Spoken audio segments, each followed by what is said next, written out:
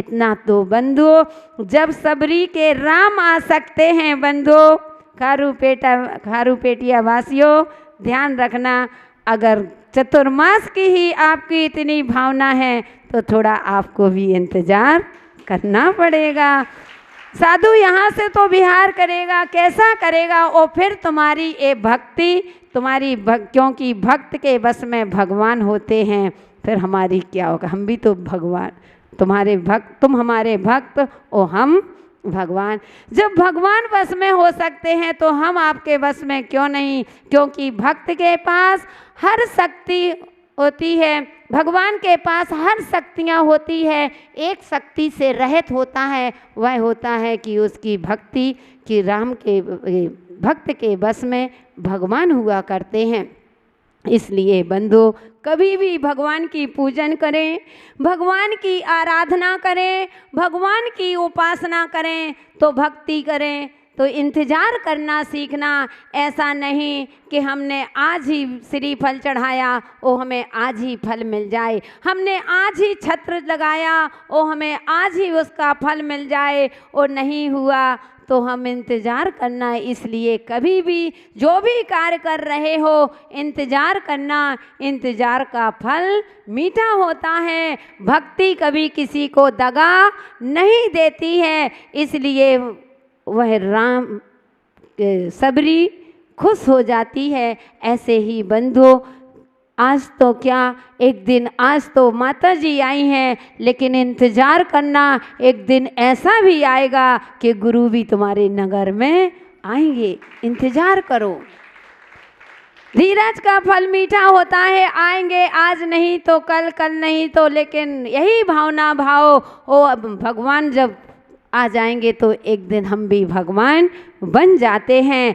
तो बंधु इस तरह की भक्ति के ये 4 आयाम समझते हुए अपने जीवन में अब पुण्य को जरूर बढ़ाना, क्योंकि भक्ति इसीलिए की जाती है अपने पुण्य को गाढ़ा करने के लिए। अगर जो कर रहे हो थोड़ा सा, क्योंकि यही भक्ति तुम्हारे साथ में जाने वाली है। जो भगवान की आराधना कर जाओगे, जितनी गुरुओं की सेवा कर लोगे, जितनी जिनवाणी की सेवा कर लोगे, यही तुम्हारे साथ में जाने वाला है, अन्यथा तुम्हारे साथ में कोई जाने वाला नहीं है। इसलिए समय मिला है, ये मानव पर्याय मिली है, इस मानव पर्याय को सार्थक करने के लिए बंधु अपने जीवन में एक थोड़ा सा पुण्य जरूर कमाना, पुण्य को गाढ़ा कर लेना। ये परिवार के कार्य तो लगे ही रहते हैं, इस परिवार से कभी भी संसार में कभी छुटकारा नहीं मिलना। समय निकाल लो तो है, और नहीं निकालो तो वो भी निकलने वाला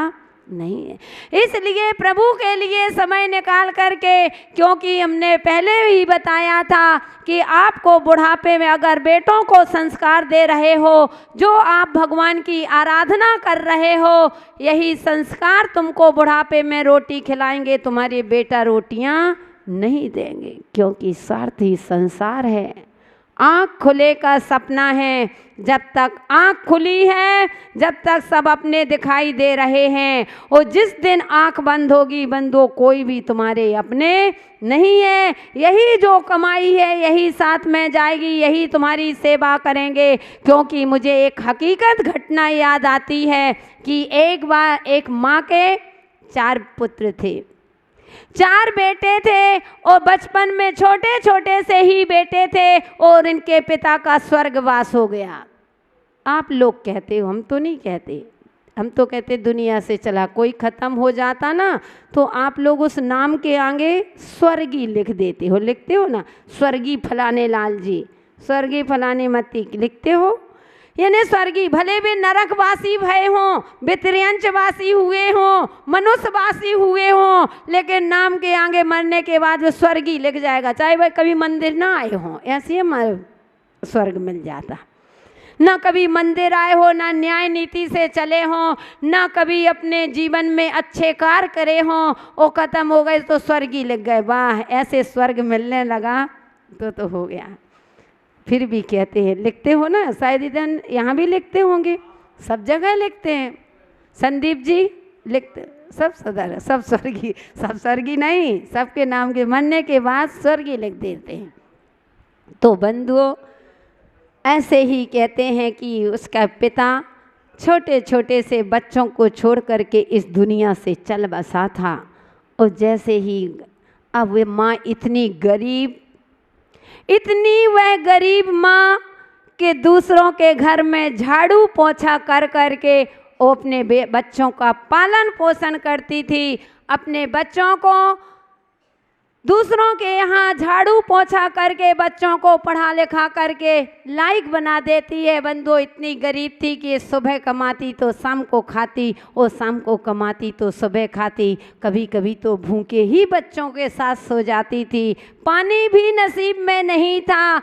इतनी गरीब वह महिला, उसने लेकिन अपने बच्चों को पाल पोस के बड़ा कर दिया और पढ़ा लिखा करके लायक बना दिया। एक को इंजीनियर बना दिया, एक को डॉक्टर बना दिया और एक को वकील बना दिया, एक को टीचर बना दिया। बंदो, चारों पढ़ लिख करके लायक बन गए और लायक के साथ बंदो शादियां हो जाती हैं।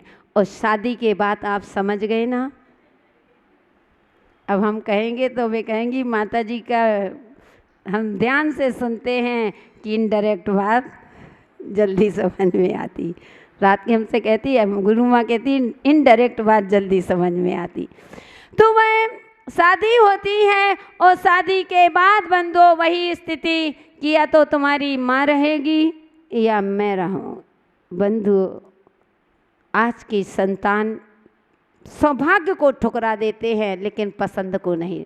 और मैं कहती हूँ कि माँ हमेशा सौभाग्य से मिलती है, पत्नी तो पसंद से मिलती है, लेकिन माँ कभी पसंद से नहीं मिलती। इसलिए पसंद के आने पर कभी सौभाग्य को मत ठुकराना। लेकिन चल रहा है, उसने ठुकरा दिया। अब चले गए। माँ ही समझदार थी, उसने देखा कि बच्चों में, पति पत्नी में, आपसी में लड़ाई झगड़ा मचे हैं और निमित्त मैं हूँ, कारण मैं हूँ। वह कहती है जाओ बेटा, मुझे अपने गांव में ही अच्छा लगता है, तुम लोग खूब जाओ, मेरा आशीष है। और खूब कमाओ, खूब पढ़ो, अपने बच्चों का देख रेख करना, अच्छे से रहना और मेरी भी खबर लेते रहना। मैं तो गांव में रहूँगी, मुझे शहर में अच्छा नहीं लगता। उसने बहाना बना लिया। और बंधु, जैसे ही अब वह गांव में रहती है, चारों बच्चे अपने अपने स्थान पर चले जाते हैं। लास्ट में एक दिन देखता दरवाज़ा बंद, उस अम्मा का दरवाज़ा भी नहीं खुला। दूसरे दिन हो गए, दरवाज़ा नहीं खुला। तीसरे दिन होगा, दरवाज़ा नहीं खुला। तो पड़ोसियों को चिंता हो गई, कहीं ऐसा तो नहीं कि यह अम्मा चल बसी हो। क्योंकि बंधु, संसार में आने से 9 महीने पहले पता चल जाता है कि तुम संसार में आने वाले हो, लेकिन जाने के लिए 9 सेकंड भी पता नहीं चलते कि हम इस संसार से जाने वाले हैं। तो उस माँ देखा, पड़ोसियों ने आवाज़ दी, दरवाज़ा खटखटाया, दरवाज़ा नहीं खुला। तुरंत उसने दरवाज़ा तोड़ा, देखा कि माँ, उस वृद्ध अम्मा चारपाई पर गंभीर स्थिति में डली हुई है, होश भी नहीं है, इतनी हालत खराब। तो सारे लोग पड़ोसी थे, धिक्कारने लगे उस बेटों को। वो याद आ गया, क्योंकि उन्होंने पूरी कहानी देखी है, उसकी पूरी पिक्चर देखी थी कि देखो वह माँ दूसरों के यहाँ झाड़ू पोछा कर करके अपने बेटे को पढ़ा लिखा करके लायक बनाया। और आज बेटे उस माँ को देखने वाले भी नहीं है, उस बुढ़िया को कोई एक गिलास पानी देने वाला भी नहीं है। बंधु, तुरंत उन पड़ोसियों ने, एक बेटे का नंबर था जो इंजीनियर था, उसके पास फ़ोन घुमाया और वह उसको फ़ोन सुनता है। कहा कि तुम्हारी माँ इतनी बीमार है और तुम लोगों को अपने मन से नहीं लगता, उस बुढ़िया को अकेला छोड़ दिया, वो माँ ने तुमको कैसे पालन पोषण किया, सुनाया। वह बेटा दूसरे दिन आ जाता है। जैसे ही आया, देखा माँ की स्थिति गंभीर, तो उसने विचार कर लिया कि अरे, जब अपना बड़ा भाई ही डॉक्टर है तो डॉक्टर के पास ले जाने से क्या फ़ायदा, भाई से ही इलाज करवाया जाए। उसने बड़े भाई को फ़ोन किया, 2 दिन लग गए, अभी 2 दिन वह माँ ऐसे ही डली है। जैसे ही वह डॉक्टर आता है, बेटा जो डॉक्टर था इलाज कर रहा, देखा माँ की स्थिति गंभीर है, उसने इंजेक्शन दिए, वाटर लगाई, दवा दी और 1-2 दिन साथ में रह, धीरे धीरे माँ ठीक है। फिर वह 8 दिन तक माँ का इलाज करता है। 8 दिन बाद वह माँ को तुरंत दवा दवा दे कर के चला जाता है कि लो माँ तुम लेते रहना, तुम ठीक हो जाओगे। उसने कहा ठीक है बेटा, और वह चला गया। 15 दिन बाद फिर आया, फिर 1 महीने की दवा लिख गया। ऐसे करते करते उसने 3 महीने माँ का इलाज किया और माँ पूर्ण रूप अब स्वस्थ हो चुकी है। जैसे ही वह बेटा आया, ये हकीकत घटना बता रही हूँ, इसमें कोई जो सुना है बिल्कुल हकीकत। तो वह बेटा आया, 3 महीने जब आता है और माँ बेटे को देख कर के खुश हो जाती है, गदगद हो जाती है और कहते हैं कि मेरे बेटे, गले से लगाने लगी कि मेरा बेटा तूने मुझे बचा लिया, तेरा कितना उपकार है, नहीं तो मैं इस दुनिया से चली जाती। मेरे बेटे तूने बहुत बड़ा मेरे ऊपर उपकार किया। और जैसे ही अपने बेटे को गले लगाने को होती है, वह बेटा धुतकार देता है, चलो दूर हो। माँ देखने लगी क्या कह रहे हैं।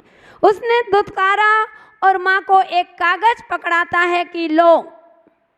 तो माँ कहती है कि बेटा ये क्या है, मैं तो अनपढ़ हूँ, आखिर क्या लिखा है बेटा, तू ही बता दे, तू तो मेरा बेटा डॉक्टर है, आखिर क्या लिखा है वह बता दे। तो वह कहता है कुछ नहीं, हे माँ जो मैंने तुम्हारा इलाज किया है, 3 महीना इलाज किया है, उसका बिल पेश करो। ओहो, हे माँ जो मैंने तुम्हारा इलाज किया है उसका बिल पेश करो। बात माओ, वह माँ एक तरफ अपने दिल को टुकड़े को देखती है और एक तरफ बिल के टुकड़े को देखती है कि आखिर सही है तो कौन सही है।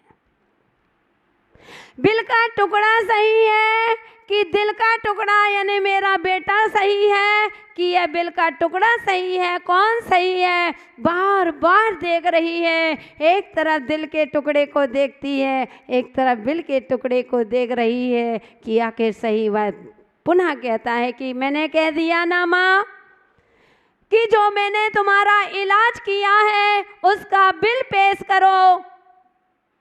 बंधु इतना कहा ओ माँ चक्कर खा के गिर जाती है। उस माँ का क्या हुआ मुझे यह तो पता नहीं, लेकिन बंधुओं हम आपसे पूछते हैं कभी दुनिया में ऐसी माँ हुई है क्या जिसने कहा हो कि बेटा जब तुम बचपन में थे, जन्म लिया था, तुम बचपन में इतनी बार बीमार पड़े थे, मैं इतनी बार तुमको हॉस्पिटल डॉक्टर को दिखाने गई थी, उसका बिल पेश करो। मांगा है क्या? बेटा जब तुम थोड़ी बड़े हुए थे मैंने तुम्हारे नई नई कॉपी ला कर के देती थी, स्कूल की कॉपी, तुम सुबह स्कूल जाते थे और शाम को कॉपी के टुकड़े टुकड़े करके ले आते थे, उसका बिल पेश करो। कभी किसी माँ ने मंगाया क्या? शायद खारू पेटिया में मंगाया हो, नहीं। कोई माँ दुनिया में ऐसी कोई माँ नहीं जिसने अपने बेटे से कहा बेटे मैंने तुमको इतनी जोड़ी वस्त्र पहनाए थे उसका बिल पेश करो। आदि आदि बंधु माँ तो माँ होती है। कहते हैं कि अगर बेटा बिस्तर गीला कर देता है तो माँ गीले में सो जाती है, वो बच्चे को सूखे में सुलाती है। उस माँ की ममता को उस बेटे ने बिल का टुकड़ा पकड़ा दिया कि मेरा बिल पेश करो। बंधु वह माँ से मैं कह रही हूँ कि हे माँ अगर तूने पुण्य कमाया होता, भगवान की भक्ति की होती, गुरुओं की उपासना की होती, जो बेटे की हाय पढ़ाई हाय बेटा मेरा बेटा मेरा बेटा, तुम्हारा बेटा नहीं है। बंधु किसको तुम किस ख्वाबों में बैठे हो? वो बैठे रहते हैं, कैसे ख्वाब में बैठते हैं? साथ निभाएगा बेटा सोच रहा लेटा लेटा, हाय बुढ़ापा आएगा पास न आएगा बेटा, बेटा बहु सोचे हो बेटा बहु सोचे बुढ़ा कब मर जाए रे, जीवन चलती हुई घड़ी कब रुक जाए रे। बंधु यही स्थिति है, घर घर की कहानी है। सोच रहे हो कि मेरा बेटा साथ देगा, बंधु दे सकता है। कब दोगे? देगा जब तुम पुण्य का अर्जन करोगे, प्रभु की भक्ति करोगे। ये मानव पर्याय मिली है तो जितना समय मिला है अभी भी कुछ नहीं गया। जब जागो तभी सवेरा, अभी भी 4 अंगुल की रस्सी तुम्हारे हाथ में। कहते हैं जिसने पुराने लोग होंगे कुएं से पानी खींचा है, कभी कभी एक साथ रस्सी छूट जाती है, लेकिन 4 अंगुल की रस्सी तुम्हारे हाथ में पकड़ में आ गई तो उस 4 अंगुल की रस्सी में इतनी शक्ति होती है कि तुम्हारी बाल्टी को ऊपर ला करके रख देती। ऐसे ही बंधुओं, ये ना सोचे मेरा समय निकल गया, अब क्या भक्ति करना है। भक्ति पहले कहते हैं बचपन में नहीं 55 में की जाती है। अब 55 में हो गए, घुटने दर्द करने लगे रे माता जी, अब कहाँ, अब तो कमर दुखने लगी है, घुटने दर्द करने लगे हैं। नहीं बंधु, अपने जीवन को ऊंचाइयों पर तो कमाई करो। कहने का तात्पर्य जो हमने आपको नियम बताए हैं, ये भक्ति के नियम के अनुसार हम भगवान की भक्ति करेंगे तो हमारा पुण्य गाढ़ा होगा। और पुण्य होगा बंधुओं तो बेटा क्या, पड़ोसी भी तुम्हारी सेवा करने के लिए आ जाएगा। अगर पुण्य नहीं है तो बेटा भी पड़ोसी जैसा बन करके चला जाता है। इसलिए आवश्यकता है उस कहानी नहीं, एक घर घर की कहानी है, आप सबकी कहानी है। इसलिए अपने जीवन में थोड़ा सा धर्म करो, कम से कम जिसने तुम्हें समय दिया है उसके लिए 5 मिनट का तो समय निकालो। जिंदगी की ये कमाई तो जोड़ जोड़ करके रख जाओगे, वो आखिर खाली हाथ ही जाओगे। कहते हैं ना कुछ लेकर के आए थे ना कुछ लेकर के जाना है, वो मुट्ठी बांधे आए थे और हाथ फंसारे जाना है। लेकिन मैं कहती हूँ कि जब आए थे तो कुछ लेकर के आए थे, लेकिन जाओगे तो इस संसार से कुछ भी लेकर के जाने वाले नहीं हो। क्या लेकर के आए थे? पुण्य पाप मत कह देना, पुण्य पाप तो दिखता ही नहीं है ना। कर्म कहना बंधुओं। अब आप मन में सोच रहे होंगे क्या लेकर के आए थे बंधुओं, हम ही आपसे बता दें क्योंकि समय अपना हो रहा है कि जब आए थे इस औदारिक शरीर के साथ आए थे। जन्म हुआ था ना, इस औदारिक शरीर के साथ तुम्हारा जन्म हुआ था। जब जाओगे तो यह औदारिक शरीर भी यहीं के यहीं रह जाएगा, कुछ भी साथ में जाने वाला नहीं है।